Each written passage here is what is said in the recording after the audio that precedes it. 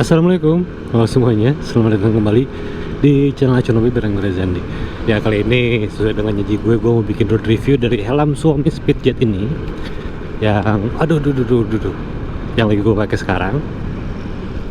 Jadi ntar gue bakal ngebahas beberapa poin penting atau yang bisa gue sampaikan ya. Jadi pertama itu soal bobot helmnya, gimana di kepala waktu dipakai riding, lalu noise levelnya, terus ventilasinya, lalu soal fitmentnya, kira-kira ada pressure point atau enggak setelah dipakai beberapa waktu perjalanan, misalnya sejam, setelah sejam gimana sih kerasanya di kepala kita, apakah ada pressure point atau enggak gitu ya. Walaupun bentuk kepala kita beda-beda, cuman ini dari perspektif gue pribadi ya, jadi subjektif fitment atau impresi pemakaian dari gue yang udah pakai helm ini lebih dari 2 minggu mungkin ya. Gue pakai hampir setiap hari, nggak setiap hari banget karena di weekend gue nggak pakai helm ini, dan nggak keluar rumah juga gitu kadang-kadang. Jadi ya hampir tiap hari lah gue pakai helm ini gitu. Oke, yang pertama gua bahas itu soal si noise levelnya. Untuk noise levelnya atau tingkat kebisingannya gitu ya, untuk sebuah open face ini lumayan cukup baik sih. Kan open face emang nggak bisa terlalu kedap kan ya. Cuma waktu visor menutup seperti ini suara mesin motor Matic ini lumayan agak kependem gitu ya, nggak terlalu kedengeran gitu ya, halus aja kedengerannya. Jadi emang kebisingannya bisa diredam. Nah, untuk ngebuka visor, nah ini lebih kedengeran lagi untuk suara kebisingan dari area sekitar gitu. Tapi kalau misalnya nutup kayak gini, ini jauh lebih kedap gitu. Jadi emang impresinya waktu visor menutup kerasa banget bedanya. Itu yang pertama. Lalu untuk soal level kebisingannya dari suara ambience, apakah ada suara di titik tertentu gitu ya, di speed tertentu. Untuk helm ini tidak ada kebisingan yang muncul dari suatu titik tertentu. Itu yang pertama. Jadi ada beberapa helm yang emang ada tingkat kebisingannya di daerah atas, daerah bawah. Sebenarnya nggak ada apa ya? Dia nggak ada yang terpusat ke satu titik gitu. Cuman di speed ke 60 nih, gue udah masuk ke 60 km per jam, ini suaranya mulai kedengeran di daerah area Cikpet gitu. Dan asumsi gue pribadi dia masuknya dari area depan sini. Jadi ya ini sebuah open face, jadi resikonya tetap sangat kemungkinan besar masuk angin lewat daerah muka itu ya bakal kerasa walaupun bisa menutup. Dia langsung masuk ke sini, anginnya di 65 km per jam, mulai ada kebisingan di telinga kiri dan kanan. Anginnya bukan masuk dari bawah sini, bukan, tapi masuknya dari kemungkinan dari celah si mekanisme dual visor di situ. Jadi anginnya masuk ke mekanisme dual visor, akhirnya timbul kebisingan di area kiri kanan gitu. Jadi kalau misalnya gua agak mundur sedikit seperti ini nggak terlalu bising gitu. Jadi emang fix dari situ kemungkinan besar untuk kebisingannya gitu. Oke, sekarang lanjut soal fitmentnya. Jadi gue pakai 2 minggu helm ini, gue nggak ada keluhan pressure point di area crown pad. Seperti yang gue bilang di studio, kalau misalnya helm ini tuh punya fitment yang berbeda di antara NFJ, TTRJ ataupun INK Terra di sini. Dan emang surprisingly ini walaupun bentukannya mirip bagian depannya, ternyata fitmentnya jauh berbeda dengan NFJ ataupun TTRJ. Jadi untuk bagian crown padnya atau mahkota kepala kita di bagian atas ini, itu beneran yang paling enak menurut gue helm ini. Beneran ketebalan paddingnya pas, sizing helm shellnya juga yang luarnya pas, dimensinya nggak terlalu besar. Ini yang paling nyaman. Ditambah lagi emang bahannya menggunakan tricarboco fiber composite, jadi dia ringan banget gitu. Ini beneran gua ngerasa ada perbedaan yang yang kerasa banget dibandingkan dengan bahan yang termoplastik pindah ke yang tricarboco ini gitu.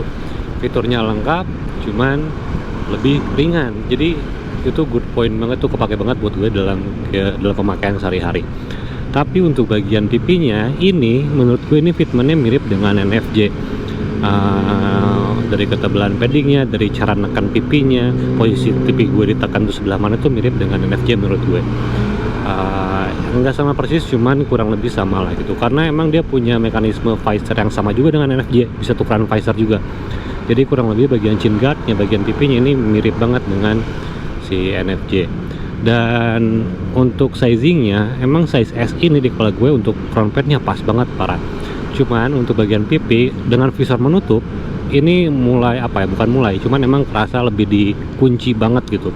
Kalau misalnya kalian punya pipi yang agak gemes gitu ya, pipi gemesin, agak cabi, mungkin butuh upsize di bagian pipi. Syukur-syukur bisa rubah bagian si pipinya aja gitu, nggak harus ganti size helmnya gitu, karena front padnya pasti sesuai atau terus size sih untuk front padnya, cuman untuk si pipinya aja gitu.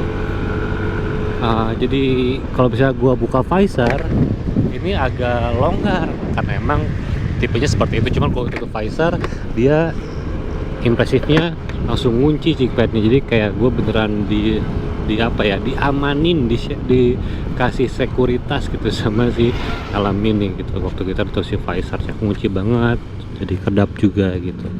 Itu sih soal fitment. Ini untuk soal fitment gue nggak ada keluhan, kecuali kalau misalnya kalian ngerasa pegel bagian pipi, mungkin perlu upsize karena ini dikunci banget pipinya sama helm Xiaomi Speedjet ini. Ya kalau misalnya ntar pegel gitu ya, misalnya ini pasti kerasa lama-kelamaan pegel kan dengan durasi berkendara yang cukup lama, pasti kalian butuh relax otot pipi sebentar. Cukup buka visor aja buat ngasih kelonggaran, tidak ada penekanan di area pipi gitu. Kalau bisa udah aman lagi, udah nyaman lagi, tinggal tutup lagi visornya, ngunci lagi. Itu aja sih untuk si fitmentnya. Oke. Dan untuk informasi, helm ini udah gua pakein intercom dengan menggunakan intercom dari Maxto M2 di sini. Untuk bagian speakernya ini nggak ada kendala sama sekali, gua ngerasa kesentuh, posisi speakernya pas banget. Jadi enak sih untuk fitur intercom ready-nya ya. Gua nggak ada kendala apapun lah gitu. Pas banget. Nggak neken lah, pokoknya nggak ada kendala soal speakernya. Dan untuk sistem pemakaiannya ini gua menggunakan yang klem jepit, jadi ada rongga dikit di bagian bawahnya. Untuk bagian cheek padnya nggak bisa nempel sempurna gitu, harus ya pokoknya tetap bisa nutup, cuman nggak plek banget gitu ya. Itu aja sih kendalanya kalau bisa pakai klem jepit, tapi intinya tetap bisa pakai klem jepit dengan posisi mekanisme sun visor di bagian atas gitu, bukan di bagian bawah. Dan untuk klem tempel mungkin lebih aman lagi gitu. Gue sebenarnya lebih suka klem tempel sih di helm-helm open face gitu, karena nggak ribet, kecuali mau gue ganti helm gitu biar bisa pindah-pindah si intercomnya. Cuman yang intinya seperti itu, pakai klem jepit ini masih aman gitu. Oke, sekarang kita ngomongin soal ventilasi. Ini ventilasinya gue buka. Kita coba di speed tertentu. Jadi untuk di 30 km per jam itu nggak terlalu kerasa, cuma di kilometer 40 ke 50 ini mulai kerasa ada sayup-sayup angin yang masuk di bagian atas gitu. Ini kerasa banget. Dan mulai di 60 km per jam atau lebih itu makin kerasa lagi soal ventilasinya di helm Speedjet ini gitu. Jadi soal ventilasi ada gitu, kerasa ada apanya ya, ada hasilnya gitu di sini, walaupun dia nggak ada air scoop di bagian ventilasi atasnya, yang nggak sampai masif banget sih ya, nggak sampai kayak terus masuk ngalir gitu ya, enggak, karena kita speednya juga naik turun. Cuman di 60 km per jam itu kerasa sih untuk si ventilasinya. Dan ini kerasa ventilasinya di 60 km per jam itu dengan posisi yang tegak seperti ini gitu, 65 nih gue majunya sekarang. Kalau misalnya kita menunduk seperti ini makin kerasa lagi gitu, enak sih. Cuma emang kerasanya ngegaris doang kayak gitu, nggak menyebar, dia ngegaris doang untuk si ventilasinya. Itu untuk ventilasinya. Jadi kalau dari review gue ada mulai dari 50 km per jam lah efektifnya, di 50 km per jam udah mulai kerasa ventilasinya gitu. Debit udara yang masuknya nggak terlalu masif, maksudnya nggak kayak kipas angin banget, cuman alhamdulillah kerasa gitu, ada lah sayup-sayup gitu ngalir gitu untuk helm ini. Lalu sekarang soal visornya. Untuk visornya di sini dia kan punya dua visor ya, ada yang visor utamanya di sini warna bening dan juga ada sun visor di bagian dalamnya. Coba gue turunin nih. Aduh, aduh.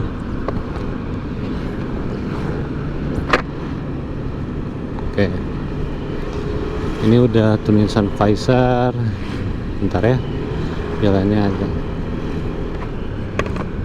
Oke, soal visor utamanya gue nggak ada keluhan soal distorsi, soal berbayang. Ini enak banget, clean banget. Untuk si visornya dulu ya, dia bahannya polikarbonat. Untuk si visornya, yang visor utamanya. Dan untuk si sun visornya, dia warnanya kayak smoke gitu. Coba kita turunin. Aduh. Oke. Jadi untuk posisinya, posisi si sun visornya ini buat gue pas banget sih. Dia jarak depan belakangnya nggak terlalu jauh gitu, nutup juga semua sampai turun ke bawah gitu, jadi nggak ada jeda, nggak ada rongga. Untuk posisinya pas banget, gue suka, atau menurut gue ini oke. Untuk posisi dari si sun visornya enak, dia warnanya nggak terlalu pekat juga, cuman nggak terlalu bias juga gitu ya. Dia warnanya pure smoke di sini, jadi dirasa udah cukup sih untuk helm ini. Dan ini kan helmnya udah ECN nih, jadi nggak bisa apa ya, dia nggak bisa terlalu gelap juga atau nggak terlalu terang juga, harus pas lah gitu. Itu untuk sun visornya. Cuman dan ini mekanismenya itu sama dengan NFC juga TTR Jet. Mekanisme rekatnya, visornya ini sama. Gue udah coba pakai visor TTR Jet kemarin, ternyata bisa masuk ke visor ini. Jadi gue bisa ngeliat si visornya. Karena jadinya untuk visor bawaannya bisa gue taruh, bisa gue pakein yang TTR Jet, udah ada mounting buat si GoPro. Itu sih, jadi enak. Enaknya itu kita punya substitusi partnya banyak untuk helm ini gitu ya, atau visor ini enak. Mau ganti yang iridium udah ada yang jual, mau pakai pin lock udah ada yang TRZ ataupun yang NFJ. Jadi enaknya itu partnya apa ya, partnya banyak, partnya udah ada gitu, kita lebih gampang pakainya. Gua nggak takut lagi kalau misalnya amit-amitnya ada lecet di visor gitu ya, atau rusak si mekanismenya ya, spare partnya udah banyak gitu. Itu yang bikin gua tenang gitu ya, itu salah satunya. Cuman dengan part yang sama dengan NFJ ataupun dengan TTRZ jadinya kurang eksklusif aja gitu. Bahkan beberapa orang waktu ngeliat dari depan nyangkanya nih helm NFC ganti pakai stiker Suomi gitu ya, karena emang bagian chin guard ini identik banget dengan helm NFC ataupun TTRZ. Itu sih, jadi eksklusivitasnya berkurang waktu partnya bisa tukar-tukeran sama yang tiringnya di bawah dia gitu ya. Cuman ya itu diuntungkan juga buat orang-orang kayak gue yang jadinya ya partnya udah banyak, nggak ribet kamu gonta-ganti. Itu aja sih gitu. Dan untuk feelsnya waktu kita mainin si visornya udah sama banget dengan NFC gitu. Ada leveling terus ini dibilang ringan, nggak terlalu ringan, dibilang nggak terlalu berat, cuman ya bukan nggak terlalu berat sih, cuman ada kerasa banget truk ini levelingnya kerasa banget tuh, kerasa. Cuma kalau turun gue suka emang apa ya, gue tuh kadang-kadang suka nggak pakai perasaan aja, langsung berat gitu, dan bagian terakhirnya langsung kunci gitu sih untuk feels menggunakan visor ini gitu ya, si Speedjet. Lalu untuk sun visor tuasnya menurut gue ini lumayan agak runcing kalau misalnya nggak pakai glove. Apa ya, dia bentukannya nyiku banget gitu ya, jadinya waktu kita naik turun si visornya kerasa lumayan agak tajam aja sih. Untuk itu aja sih, untuk si mekanisme sun visornya aja kalau misalnya menurut gue ya. Jadi harusnya bisa dibikin atau mungkin saran dari gue sih kayaknya bisa dibikin sedikit lebih landai, ujung-ujungnya nggak, bentuknya nggak segi empat banget kayak gini. Ini lumayan sakit untuk naikin si visornya soalnya, dan kadang-kadang agak susah gitu. agak sedikit berat gitu kan. Dia belum pakai mekanisme kabel. Kalau mekanisme kabel dia lebih smooth. Oh, ini belum. Kalau naikin sih aman ya. Gampang. Cuma kalau misalnya kita menurunin si sun visornya, dia lumayan agak berat. Nah, gitu. Dan kalau misalnya mau pakai glove atau glove-nya tipis, lumayan tuh agak sakit gitu untuk tuasnya. Jadi harus pas banget lah. Oke, jadi overall setelah road review helm ini, setelah gue review juga di studio ngeliat detailnya, helm Suomi Speedjet ini yang dibanderol dengan harga 2,7 juta untuk yang solid color, bisa 2,4 juta deh kalau nggak salah. Gue kemarin sempat ngeliat di 2,4 jutaan, 2,6, 2,7, jadi beda-beda ya, kurang lebih segituan lah. Let's say kita anggap 2,6 juta lah untuk helm Suomi Speedjet ini. Apa ya, dengan detailnya, dengan brandingnya, gue bilang waktu di studio, dengan brand positionnya gue nggak kecewa. Dengan harga 2 jutaan gitu lah, let's say 2 jutaan, 2,5 jutaan tuh gue gak kecewa karena brand udah kuat, kerasa banget helm premium, eksklusif di jalan gitu ya, tapi harganya terjangkau dibandingkan dengan helm premium lainnya. Itu yang pertama. Jadi setelah gue pakai helm ini juga beberapa lama, selling pointnya atau value utamanya tetap soal materialnya. Gue nggak bisa bohong, materialnya emang berpengaruh banget untuk di helm ini, karena ngebuat helm ini jauh lebih ringan, cuman tetap solid. Karena ya walaupun gue nggak pakai impact test gitu ya, gue nggak ngasih crash test untuk helm ini gitu, nggak dicobain untuk crash amit-amit atau dijatuhin untuk segala macam lah gitu. Cuman emang kerasa emang solid banget gitu, secara subjektif aja, secara kita pegang aja udah kerasa kalau helm ini emang solid banget untuk materialnya, tapi juga ringan banget. Itu sih kerasa banget gitu. Untuk helm dengan fitur yang bejibun, ada sun visor dan lain-lain gitu ya, cuman bobotnya cuman 1200 graman gitu, karena helm bahannya T-Carboco atau fiber composite. Jadi ini nyaman banget dipakainya buat leher gue, jadi leher aman, nggak pegel. Itu sih. Dan soal fitment itu dibalik lagi ke masing-masing. Kalau misalnya dari gue perspektifnya seperti yang di awal tadi ya, begitulah road review dari helm ini. Setelah gue pakai 2 minggu, impresinya seperti itu gitu. Tinggal ntar gue pakai untuk touring kira-kira seperti apa gitu, dengan durasi yang lebih lama lagi, 3 jam gitu pakai helm ini. Cuman overall setelah gue pakai, paling lama tuh gue pakai 90 menit. Ini nggak ada pressure point sama sekali untuk bagian si mahkota kepalanya atau bagian frontplate, nggak ada. Intinya itu. Oke, sekian review dari gue, mudah-mudahan bisa bermanfaat. Kalau misalnya berkenan, boleh dong di subscribe juga channel Shonobi ini, boleh di like dan share jika emang bisa bermanfaat untuk orang lain video review ini, minimal bisa menghibur lah gitu. Oke, sekian dan sampai jumpa di video berikutnya. Ciao.